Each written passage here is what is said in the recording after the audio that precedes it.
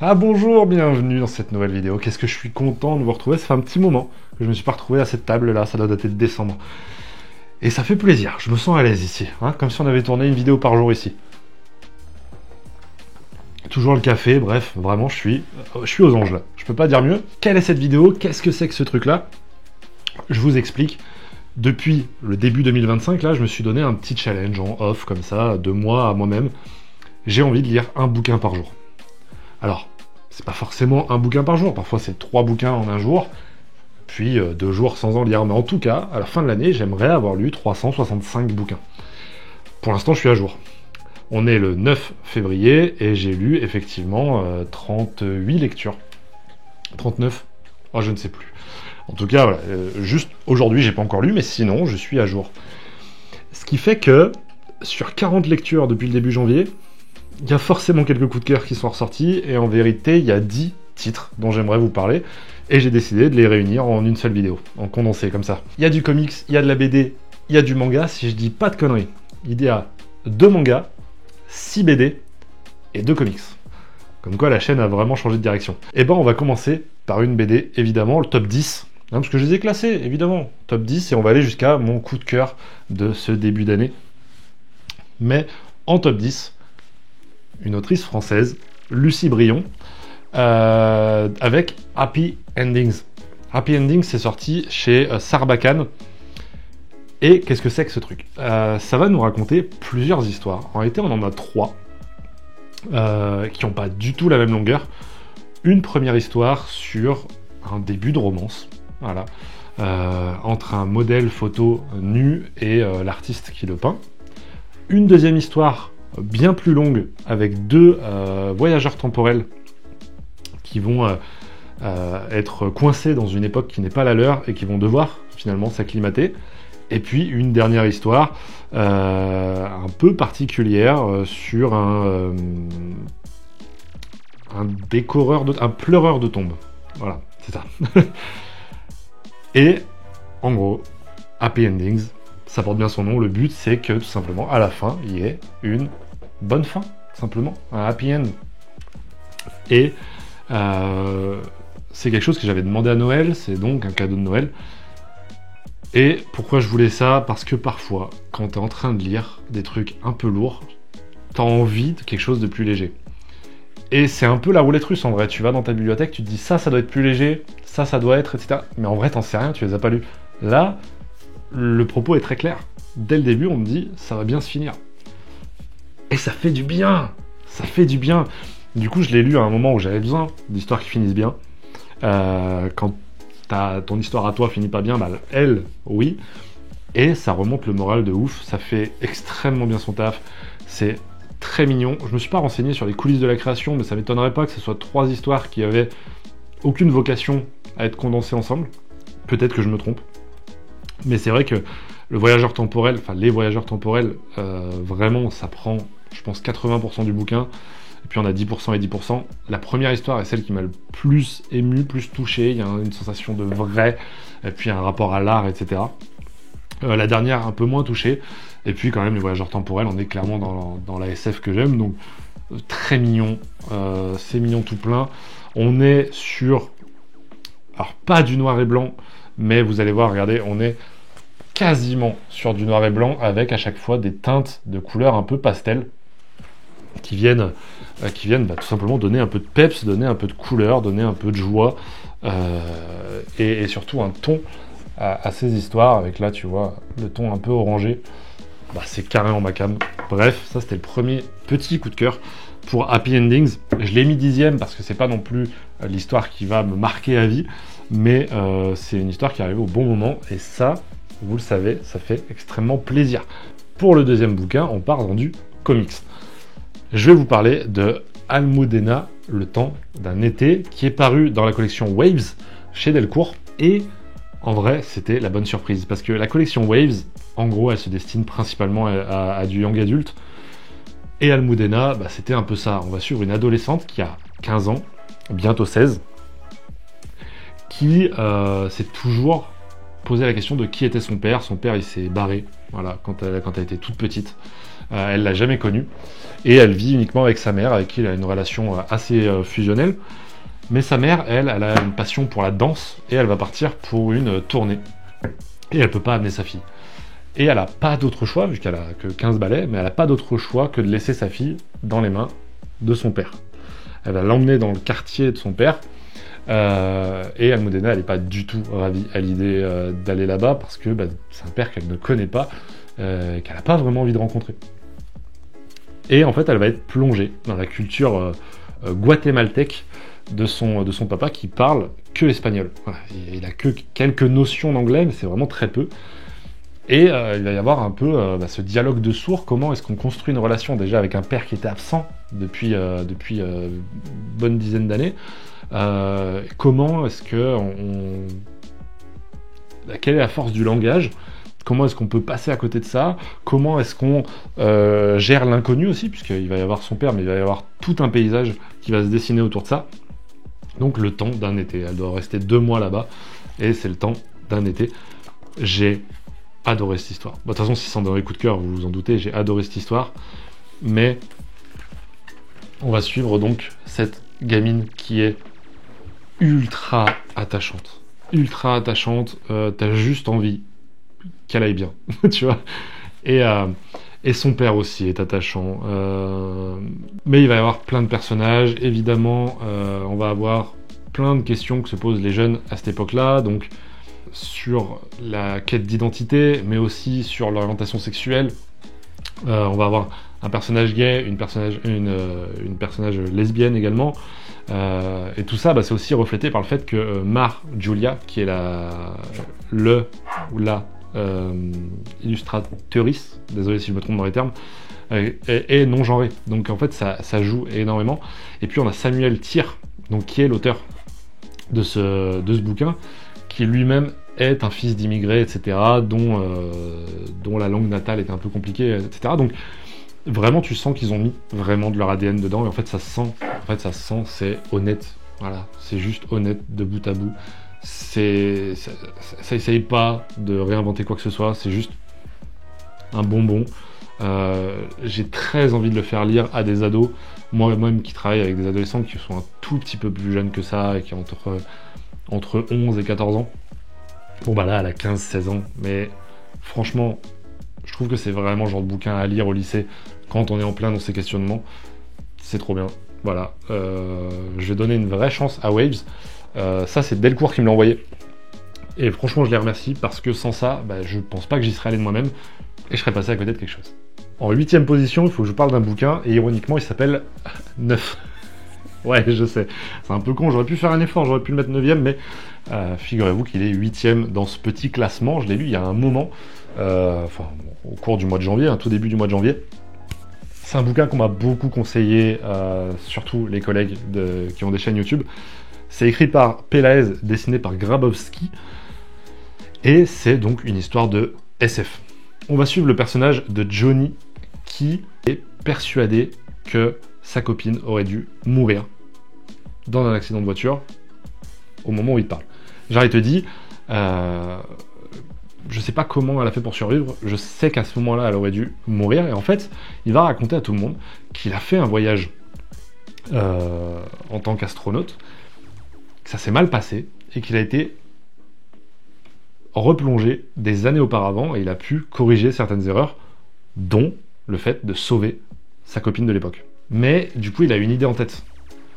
Il veut continuer son taf d'astronaute jusqu'à remonter dans cette navette, refaire le même accident, et aller encore plus loin pour sauver son père, qui est mort quand il était jeune.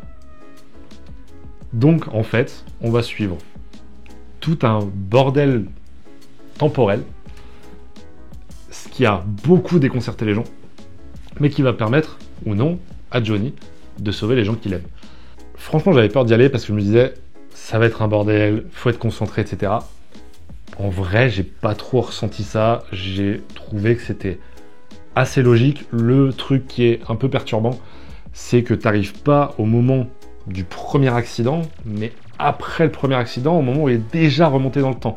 Donc en fait, le moment où tu suis Johnny, toi, en tant que lecteur, c'est déjà la 2e fois qu'il vit ces événements-là. Donc en fait, ton personnage a beaucoup plus d'informations sur le récit que toi, et sur les événements qui vont se produire. Donc ça lui donne en fait un côté, je sais plus de trucs que le lecteur, et du coup t'es obligé de un peu faire confiance au personnage sur les événements qui vont venir. Ça demande un certain détachement, qui est l'opposé de l'ironie dramatique en fait. Et en fait cette gymnastique-là, elle est hyper intéressante, moi j'ai adoré. Comme les deux précédents, on n'est pas sur des récits qui vont me marquer à vie. D'ailleurs j'ai eu besoin d'un peu me replonger dans le récit pour retrouver de quoi ça parlait exactement. N'empêche que c'était une lecture très agréable, ça fait plaisir de lire de la SF qui semble maîtrisée par les auteurs. Franchement, des auteurs qui maîtrisent leur sujet, qui décident de prendre le chemin casse-gueule du voyage dans le temps, et qui le font bien. Alors, évidemment, on passe tous les paradoxes du grand-père, etc. On les passe. Il faut vraiment les garder dans un coin de sa tête, loin, et pas les appliquer ici, parce que les auteurs s'emmerdent pas avec ça. Et en vrai, tant mieux, parce que quand tu lis des histoires de voyage temporel, ça ne peut pas être cohérent. Ça ne peut pas. Il y a très peu de récits qui arrivent à garder cette cohérence-là, et à chaque fois, c'est ce qui leur est reproché. Là, ils s'emmerdent même pas avec ça. Et tant mieux. Franchement, tant mieux. On continue avec de la BD, avec une BD qui a déjà son statut culte, alors qu'elle est sortie il y a juste quelques années, là. C'est assez récent quand même, le tome 2 vient tout juste de sortir. Il faut que je vous parle, évidemment, de La Bête. La Bête, écrit par Zidrou, dessiné par Franck P, et sorti aux éditions Dupuis. Pareil, c'était un cadeau de Noël, et quel bonheur. Quel bonheur. Bon, évidemment, j'ai grandi avec le Marsupilami.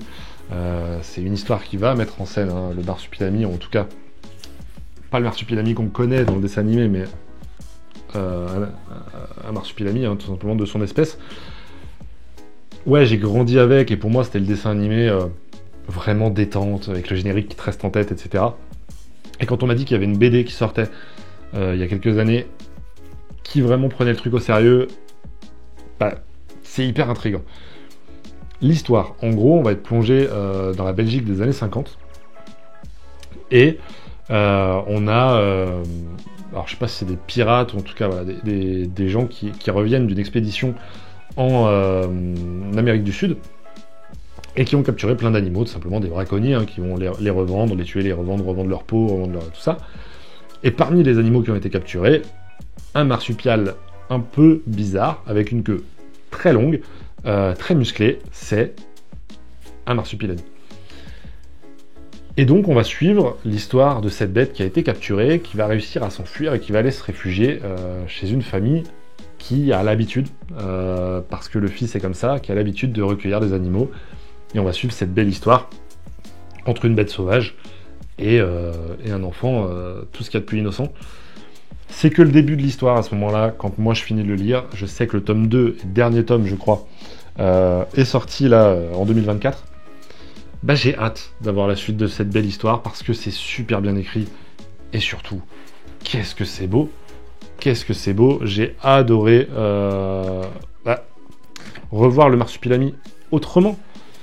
Regardez-moi comme il est tout mignon. Enfin, tout mignon. Pas tout le temps. Là, en l'occurrence, il est mignon, mais... ouais, en fait, à la fois, ça m'a replongé en enfance, et à la fois, ça m'a rappelé que j'avais grandi, et que c'est ce genre de récit que je veux, tout simplement, des récits qui revisitent mon enfance. Franchement, c'est trop beau. C'est un des bouquins indispensables de la décennie 2020, pour l'instant en BD. À partir du top 6, là, c'est des bouquins que j'ai beaucoup aimés, que je me revoirais même mettre dans les 24 comics presso à la fin de l'année. Ce qui est compliqué, parce que 6 bouquins, ça fait déjà un quart des comics presso. Ça fait un quart du calendrier de l'Avent. Un peu compliqué. Mais ma foi, c'est que des récits que j'ai vraiment adorés. Et on va commencer par un bouquin que j'ai fini hier, tout simplement. Je l'ai commencé vendredi, je l'ai terminé samedi, donc samedi 8, là, hier. C'est en 2 tomes. C'est du manga, premier manga de ce classement, de Tetsuya, je vais pas dire de conneries, Tetsuya Tsutsui, pardon. Et ça s'appelle Knitting Life. Alors moi, c'est le premier bouquin de cet auteur que je lis, Knitting Life, donc publié chez Kiun. C'est quelque chose qu'on a reçu en service presse pour bladeprod.fr. Donc, rien à voir avec la chaîne en l'occurrence, mais c'est un coup de cœur, donc évidemment que j'en parle. Knitting Life, on va suivre ce personnage-là, qui est juste ici, qui avait un taf de vendeur de... comment c'est ? D'assurance, en gros. Il vend des assurances, et un jour, un virus, une épidémie frappe le monde, notamment le Japon, et il va décider de prendre l'offre de son employeur, qui est de dire ceux qui veulent partir, ceux qui veulent être licenciés, vous pouvez, on vous donne un gros chèque, et ciao. Et du coup, il va le faire parce que depuis des années, il rêve de faire ce qu'il appelle une knitting life, c'est-à-dire vivre en ermite. Il se trouve un bon appartement, voilà, et il va tout optimiser pour ne jamais avoir à sortir de chez lui. Voilà. Donc, sa bouffe qu'il commande, il la récupère par un sac plastique, il commande tout sur un site qui s'appelle Jungle, avec le petit sourire en dessous de Jungle. C'est pas Amazon, c'est Jungle, voilà. Donc il commande tout, il a réussi à tout optimiser pour ne jamais avoir à sortir de chez lui. Sauf qu'un jour, une nouvelle voisine va aménager, et là c'est un peu l'enfer parce qu'elle fait du bruit, en fait elle est streameuse. Ah, ça ressemble vachement à ma vie. Voisin de merde. Du coup, je comprends un peu cette sensation désagréable de quelqu'un qui stream juste à côté de chez soi. Mais bon, bref. Et il va décider de la rejoindre dans le jeu auquel elle est en train de jouer pour lui dire subtilement, est-ce que tu pourrais pas investir dans des mousses acoustiques ou est-ce que tu pourrais pas trouver un autre appart, bref, voilà. Sauf que, évidemment, il va nouer une relation avec cette voisine jusqu'à lui avouer qu'il est le voisin d'à côté. Ça, c'est le pitch un peu du tome 1. Le tome 2, bon, bah, je peux vraiment pas vous en parler si vous n'avez pas lu le tome 1, parce qu'il y a un petit twist. Voilà. Mais on va, dans le tome 2, ce que je peux vous dévoiler, c'est qu'on va arriver à la fin de la crise épidémique. Et donc, va se poser la question de qu'est-ce qu'il devient après ça. C'est trop bien. C'est trop bien. En fait, c'est en 2 tomes. T'as ton histoire complète. C'est fini en 2 tomes. Et entre le début et la fin du bouquin, j'ai l'impression d'avoir lu une vraie longue série. Il se passe à la fois rien du tout, parce que juste il t'explique comment il vit, lui, et comment il a optimisé le truc. Et en même temps, dans ce petit espace confiné, il va se passer plein de choses. On est évidemment sur une sorte de huis clos. Et en même temps, on va avoir un peu de substance avec presque un thriller qui va se mettre en place, puisqu'il a l'impression qu'il y a quelqu'un qui essaye de s'introduire chez lui. Donc il va aussi, ça va partir en Maman j'ai raté l'avion, hein. Les systèmes de défense comme ça, comment est-ce que tu peux te défendre sans sortir de chez toi pour empêcher quelqu'un d'y rentrer. C'est trop bien, franchement c'est trop bien, le ton employé, tu passes de l'humour à un truc beaucoup plus sérieux, avec des vrais sujets graves. Je m'attendais vraiment pas à lire ça, je savais pas de quoi ça parlait, je savais que c'est un auteur qui commence à avoir une certaine réputation, et je voulais lire quelque chose de cet auteur, mais c'était trop bien, franchement. Allez-y, ça s'appelle Knitting Life, c'est en 2 tomes. Peut-être que cette vidéo commence à être un peu longue, en tout cas, on arrive dans le top 5. Et le top 5, il est sérieux. Il faut que je vous parle d'un auteur que j'ai découvert ce mois-ci, qui s'appelle Jim Bishop. Jim Bishop, il est l'auteur d'une trilogie qu'on appelle la trilogie de l'enfance. Il a sorti 3 bouquins, Mon ami Pierrot, Lettres disparues, et L'Enfantôme, qui vient de sortir en tout début d'année. Faut que je parle de L'Enfantôme. L'Enfantôme de Jim Bishop, on est sur un récit horrifique. Ouais, l'histoire. On va suivre un personnage qui est surnommé le boutonneux. Ouais, parce qu'il subit la puberté, il est à l'époque du lycée, ou collège même. Il subit la puberté et du coup il a un peu la risée de tout le monde, mais lui sa passion c'est le jeu vidéo, il a envie d'ouvrir une boutique de jeux vidéo et du coup il se désintéresse totalement de l'école, il en a rien à faire, c'est pas du tout ça sa passion, lui c'est le jeu vidéo. Sauf qu'un jour il va être convoqué par le conseiller d'orientation avec 2 de ses camarades dont Mims, elle est elle passionnée par les mangas, elle veut devenir mangaka, elle se passionne pour ça. Alors qu'ils sont convoqués du coup chez le conseiller d'orientation, celui-ci va leur dire « Écoutez, j'ai un contrat pour vous, à vous proposer. Vous êtes les élèves les plus nuls de ce bahut. les plus nuls à chier. Ah vraiment, vous êtes nuls. Hein. Je vais vous proposer un contrat. Et là, il y a un élève qui répond, de toute façon, ça sert à rien de proposer un contrat. Moi, c'est soit je réussis, bonne année, soit mes parents me tuent. Et là, le conseiller, il est en mode, voilà, ça, c'est ça le contrat. Ils sont en mode, de quoi? Qu'est-ce que... Bah, soit vous réussissez, soit vos parents vous tuent. Sympa. Donc là, ils sont en mode, oui, d'accord, ils vont nous tuer. Non, ils veulent vraiment les tuer. Hein. C'est-à-dire que s'ils réussissent pas leur année, les parents, qui sont de plus en plus monstrueux, vont s'en faire à cœur joie pour les détruire. Et donc, ils vont aller chez le troisième collègue qui, lui, a dit que ses parents allaient le tuer. Mais regardez, le père de ce gars-là, voilà à quoi il va commencer à ressembler. Donc, ils comprennent qu'effectivement, c'est pas une blague et que ils vont vraiment se faire tuer si jamais ils n'arrivent pas à la fin de l'année.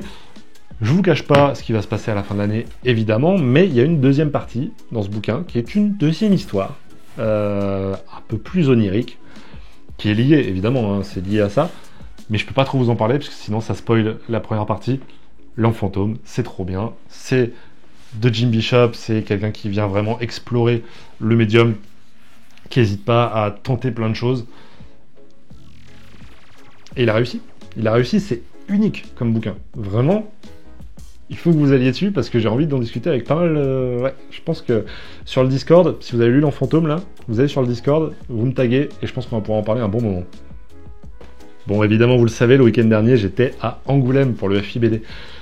Et au cours du FIBD, on a fait pas mal d'expositions, dont une qui s'appelle Vinland Saga. Évidemment, c'est l'exposition consacrée à Yukimura, Makoto Yukimura, qui est l'auteur donc de Vinland Saga, qui se retrouve top 4 ici, puisque j'ai lu les 3 premiers tomes. Ouais, cadeau de Foxito, qui m'a offert ça pour l'épisode de Noël d'Ex Libris, en sachant qu'on allait aller à Angoulême. Mais moi, je les ai pas lus avant, Angoulême. J'ai attendu que l'exposition me dise « Ah ouais, c'est vachement beau, ça a l'air vachement bien », pour me dire « Bah, quand on rentre, je les lis ». C'est ce que j'ai fait, et c'était vachement bien. Pourtant, vraiment, partez pas gagnant. Les récits historiques, c'est pas du tout ma came, hein. Là on se retrouve dans un récit de viking, vraiment. Et les récits violents pour être violents, pareil, ça me passe au-dessus. Franchement, j'en ai pas grand-chose à faire. Et on m'a expliqué qu'il allait avoir un twist à un moment du récit qui le fait vriller totalement vers autre chose et que c'était plutôt cette partie-là qui allait me plaire. Et pourtant, les 3 premiers tomes, je les ai dévorés. J'ai adoré. On va suivre le personnage de Thorfinn, qui est ce jeune homme ici, qui est enrôlé dans une équipe de vikings, qui est tout simplement l'équipe qui est à l'origine de la mort de son père. Le chef de cette tribu est la personne qui a assassiné son père, et donc Thorfinn, c'est simple, il est avec eux, mais dans un seul but, c'est que le chef accepte un duel à mort contre lui. Et il va essayer plusieurs fois. Parce que c'est comme ça qu'il veut venger son père. Donc c'est extrêmement violent, évidemment, puisqu'on est là sur des vikings. Le personnage de Thorfinn, il est génial. L'histoire, elle se goupille super bien. Les stratégies militaires, on les comprend vachement bien. Et en fait, les flashbacks sont hyper bien maîtrisés. Les dessins, faut que je vous mette des planches, parce que là, ça rendra pas honneur, mais les dessins de Makoto Yukimura, mais bordel, waouh, c'est exceptionnel, c'est vraiment très très beau. Bon, déjà ça je m'en étais rendu compte à l'exposition, mais voilà. Et là je suis dans la merde parce que du coup j'ai envie de tous les acheter, les Vinland, et j'ai pas de thunes en ce moment, voilà, j'ai pas de thunes. Donc écoutez, si vous voyez passer une belle occasion sur les Vinland Saga, n'hésitez pas, voilà, envoyez-moi un petit DM en me disant voilà, j'ai trouvé cette occasion, ça peut te faire plaisir, voilà, n'hésite pas. Le prochain bouquin, je suis moi-même choqué qu'il soit que top 3, parce que c'est un vrai coup de cœur. C'est un vrai coup de cœur, j'ai vraiment adoré ce récit, mais je me dis, ça veut dire qu'il y en a 2 autres que j'ai encore plus apprécié. Et c'est le cas, et là c'est fou, parce que vraiment ce top 3 là, pour moi c'est vraiment exceptionnel.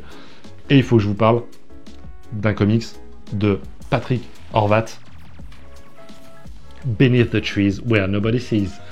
Oui, Beneath the Trees Where Nobody Sees, c'est publié chez Ankama et c'est trop bien. C'est trop bien. J'ai fait un article évidemment sur Bladeprod que vous pouvez retrouver évidemment sur bladeprod.fr parce que j'ai tellement aimé, je me suis dit il faut absolument que j'en parle et j'avais pas le temps de tourner. Voilà, je voulais le mettre à l'écrit avant de tout oublier. Beneath the Trees Where Nobody Sees, on va suivre l'histoire d'une ours qui s'appelle, je ne sais plus, elle s'appelle Samantha Strong. Samantha Strong, c'est donc une petite ours. Elle habite dans la petite ville de Woodbrook. C'est ça, hein, Woodbrook, tout simplement. Petite ville charmante, tout le monde se connaît, voilà. C'est tous des animaux anthropomorphes, voilà, qui vivent leur meilleure vie, parce que voilà, on est heureux à Woodbrook. Mais Samantha, elle a un petit secret léger qui fait que si ça se savait, les gens seraient pas hyper à l'aise en sa présence. Tout simplement, de temps en temps, elle se rend dans la grande ville d'à côté pour buter des gens. Voilà. Elle les kidnappe, elle les pend à un arbre, elle les saigne, elle les découpe en morceaux, elle les met dans des sacs, elle les enterre et elle revient à sa petite vie. Ouais, non, c'est... Voilà.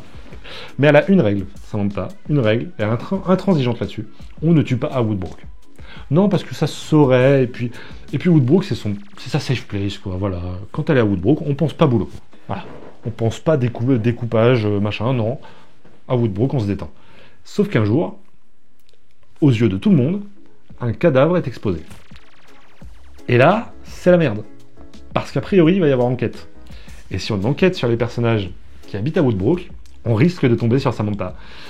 Et qu'il y a quelques trucs à cacher. Donc la seule solution, c'est qu'elle trouve, avant la police, la personne qui est derrière ces meurtres, pour elle-même, le zouik, le tuer. C'est trop bien. C'est trop bien. On est vraiment dans du Dexter, mais pas le Dexter de la saison 7, 7-8, tu vois. Non, le Dexter de la saison 3. Le Dexter où c'était très bien. Regardez-moi, ça c'est trop beau. C'est trop beau. On est à la fois dans une ambiance à la Black Sad. Hein. J'ai vu sur certains sites de critiques, certains comparaient ça à un mélange entre Dexter et Black Sad. Bah ouais, c'est ça. L'enquête qui va se mettre derrière, qui va se mettre en place, elle est hyper intéressante. C'est un vrai thriller avec des petits ours en plus. Qu'est-ce que tu veux de plus? C'est trop bien. Voilà. Cette édition dans le Gamin en plus, magnifique, dos toilé, petit signet. On adore. C'est génial. Voilà. Franchement, ça, on en parle vraiment pas assez dans la sphère comics. Sûrement parce que c'est chez Ankama et pas chez tu vois, les gros éditeurs qu'on a l'habitude d'avoir. Si c'était chez un gros éditeur, Ankama est un gros éditeur, mais en comics, on a plus l'habitude d'aller chez d'autres. Ça, tout le monde en parlerait. Franchement, soyez curieux, allez là-dessus. Les autres bouquins, je sais que vous en avez entendu parler, ça, voilà, c'est passé beaucoup trop inaperçu alors que c'est génialissime. La pile commence à s'accumuler ici. Mais j'ai encore 2 bouquins, donc il faut que je vous parle. Et le premier, c'est une BD, manga, comics. On est un peu entre tout ça, et c'est un peu le problème à chaque fois qu'on parle du label 619. Oui, parlons du label 619, puisqu'on va parler, évidemment, de Shin Zero. Évidemment, tout le monde en a parlé. Moi aussi, je vais en parler de Shin Zero. J'ai là aussi fait un article sur bladeprod.fr. N'hésitez pas, évidemment, à aller faire un tour. Shin Zero, c'est donc écrit par Mathieu Bablet, dessiné par Guillaume Singelin, publié donc au label 619 chez Rue de Sèvres, dans un format manga. Pas vraiment, parce que c'est dans le sens de lecture originelle. Et puis c'est pas vraiment en noir et blanc, il y a quelques pages en couleur, dont celle-ci que j'adore d'ailleurs. Je la mets toujours en illustration. Je l'adore. Et là, juste en passant, je la vois et je fais oui, encore celle-ci. On est sur du Super Sentai. Qu'est-ce que c'est que le Super Sentai? C'est que vous n'avez pas écouté le dernier épisode d'Ex Libris si vous ne savez pas, parce que j'en ai parlé en long, en large et en travers. Le Super Sentai, c'est tout simplement Sentai, hein, qui veut dire escadron de combat. C'est ces personnages-là, comme les Power Rangers, ou comme les Go Rangers, comme les, comme les Super Sentai au Japon. Vous les connaissez, c'est ces personnes, ces personnages dans des pyjamas en lycra de toutes les couleurs, avec des casques de moto. Voilà, c'est ça le Super Sentai, c'est les Power Rangers, grosso modo. Et là, on est dans un monde où les kaiju ont défoncé toute la planète pendant un petit moment, et puis se sont calmés. Et on a engagé des tas de Sentai, des tas de personnes qui ont revêtu l'uniforme des Sentai. on leur injectait dans le sang de quoi devenir gigantesque pour pouvoir aller fracasser les kaijus. Sauf que là, on est des dizaines d'années plus tard, et les kaijus, ils sont plus là. Pourtant, on continue, via un système à la Uber, quoi, de s'inscrire pour devenir des Sentai. Du coup, les Sentai, ça devient des gardiens de magasins, ou des sauveteurs de chats, bref, des métiers pas ouf. Et on va suivre 5 jeunes qui ont décidé de mener cette vie-là, et qui vont se retrouver en colocation tous les 5, avec tous les problèmes de la jeunesse à ce moment-là, et comment est-ce qu'on s'occupe, et comment est-ce qu'on noue des liens, etc. Bref, ça va parler de tout, sauf de Sentai. Et pourtant, j'ai adoré. Déjà, le Super Sentai, vous le savez, un Power Rangers, j'en ai beaucoup parlé, Radiant Black, par exemple, tous ces trucs-là, moi j'adore ça, et quel bonheur d'en avoir en France avec Shin Zero. Voilà, c'est super bien dosé. Tu t'ennuies pas une seconde, il y a de l'action, il y a du social, il y a du drame, il y a de l'amour, de la trahison, il y a tout ce que tu veux. Là, on est sur un tome sur 3, ça sera en 3 tomes. Bordel, sortez-les tout de suite. Sortez-les tout de suite. Voilà. Moi, j'ai l'édition classique. Il y a 4 éditions au total, je crois, ou 5, je sais plus. Enfin bref, c'est n'importe quoi. Il y en a chez Fnac, il y en a chez Cultura, il y en a avec Canal BD. Bref, il y en a partout, partout. Faites-vous plaisir, juste tant que vous y allez, c'est cool, c'est à 10 € et quelques. Ça, pour le coup, je l'ai bien acheté, voilà, c'est pas envoyé, mais aucun regret. J'ai trop hâte de la suite. Shin Zero, c'est trop bien. Foncez dessus également. Mais il faut que je vous parle de mon coup de cœur. Il faut que je vous parle de mon coup de cœur parce que j'ai un peu triché tout à l'heure. Je vous en ai parlé sans trop en parler. Je l'ai cité comme ça, là, je l'ai glissé. Je vous ai parlé de Jim Bishop. Mais Jim Bishop, je ne l'ai pas découvert avec l'Enfant Fantôme. J'ai découvert avec un récit qui est sûrement un de ses plus connus. Mais pour ça, il faut que je vous raconte comment est-ce qu'il est arrivé dans mes mains. Vous savez, vous connaissez le Secret Santa, quand on s'offre des cadeaux de manière secrète. Et ben nous, avec les Blais, avec notre groupe de potes, dont fait partie Apo, Fox et d'autres gars, je suis tombé sur Apo. Ouais, voilà, le hasard. Mais ce qui est cool, c'est que je connaissais goût en BD. Donc je suis allé à Comic Zone et j'aurais dit, voilà, il faut me conseiller une BD qui va plaire à Apo, voilà ce qu'il aime, voilà, tac, tac, tac. Et on m'a fait un conseil pépite, où je me suis dit, bah voilà, ça c'est parfait pour lui. Mais le con que je suis, je veux sonder un petit peu le gars. Je l'ai acheté le bouquin, hein, mais je veux sonder le gars. Donc on est dans un épisode d'Exibris et je commence à sous-entendre que l'auteur de l'Enfant Fantôme, il est connu pour l'être perdu. Et franchement, c'est plutôt... tu vois, les gens en parlent vraiment comme un incontournable. Donc là, notre Apo national, ni une ni deux, il se l'achète. Avant que je lui offre. Ouais, non mais j'ai été con, mais l'avantage, c'est que du coup, je l'ai gardé pour moi. Et je l'ai lu. Et je l'ai dévoré. C'est arrangé à côté de mes coups de cœur. Vraiment. Donc l'histoire, faut que je vous en parle, c'est vraiment un peu fou. On va suivre Yod, qui est notre personnage principal qu'on voit sur la couverture, notre petit blondinet, qui attend désespérément une lettre de sa mère. Sa mère, elle est partie, elle va chercher une île où habiter, et elle le tient au courant en lui envoyant une lettre. Et il attend désespérément sa lettre. Et un jour, il en a marre, il décide de se rendre dans la grande ville, parce que sa lettre, elle est forcément perdue. Elle a forcément été égarée à la poste. Et donc, il va prendre sa voiture, et il va décider d'aller à la grande ville. Sur le chemin, il va croiser Frangine, qui est notre deuxième personnage principal, notre rousse, qui fait du stop, et qui elle aussi veut se rendre dans la grande ville parce qu'elle a quelque chose à livrer, tout simplement une mallette qui a l'air très importante. Et en gros, notre petit Yod, il va être embarqué tout simplement dans une histoire de mafia. Mais dans un monde vraiment particulier. La mafia, la pieuvre, c'est vraiment une pieuvre. Ouais, le flic, c'est un bocal avec un poisson posé sur un corps humain. Voilà, non mais c'est ce genre d'ambiance. Et le livreur, le postier, c'est un poisson. Avec des sacoches de postier, quoi. On est, et c'est comme ça qu'on l'a décrit, dans une ambiance vraiment miyazakienne. Et là, c'est difficile de vous dire, évidemment, ce que j'en ai pensé, parce que il y a 2 fins au bouquin. Il y a une fin pour un des persos, une fin pour un autre perso. Et ça m'a mis une maxi claque. Parce que ça va évidemment parler de la mère. Voilà, enfin de la mère.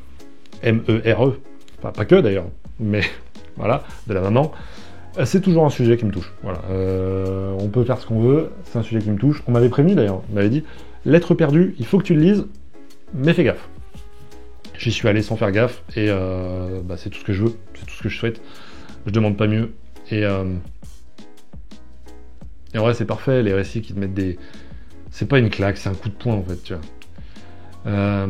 À la fois, c'est un récit plein d'innocence, plein de voyages, plein de belles choses simples, et à la fois,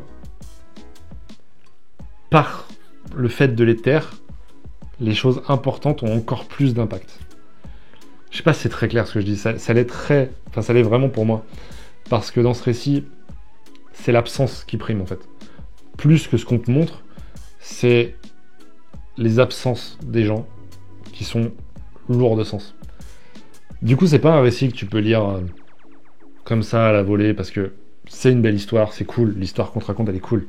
Mais l'histoire qu'on te raconte pas, celle qui est entre les lignes, elle est encore plus grandiose. Et c'est une narration que j'ai pas l'habitude de voir. C'est clair. Et en fait, c'est le genre de BD où je me dis, mais putain, t'as été tellement con de te limiter aux comics pendant tant de temps que t'es passé à côté de trucs comme ça, et probablement plein d'autres. Et c'est là que j'ai besoin de vous, parce que ces récits-là, si on me les conseille pas, si on m'en parle pas, de moi-même, je peux pas les connaître. Il faut que vous me mettiez des listes de bouquins comme ça, qui peuvent marcher sur moi. Tu vois, il y a eu des trippers, il y a eu Au-dedans, il y a eu Lettre perdue, il y a plein de bouquins. J'aurais pu passer à côté, mais plusieurs fois on m'a dit, ça tu vas kiffer. Ça c'est ta cam à 100%. C'est le moment. Voilà, c'est le moment. Vous pouvez avoir un impact dans ma vie de lecteur, et ça se passe dans les commentaires. Voilà. De toute manière, je reparlerai de Lettre perdue, parce qu'il faut que je reparle de Jane Bishop.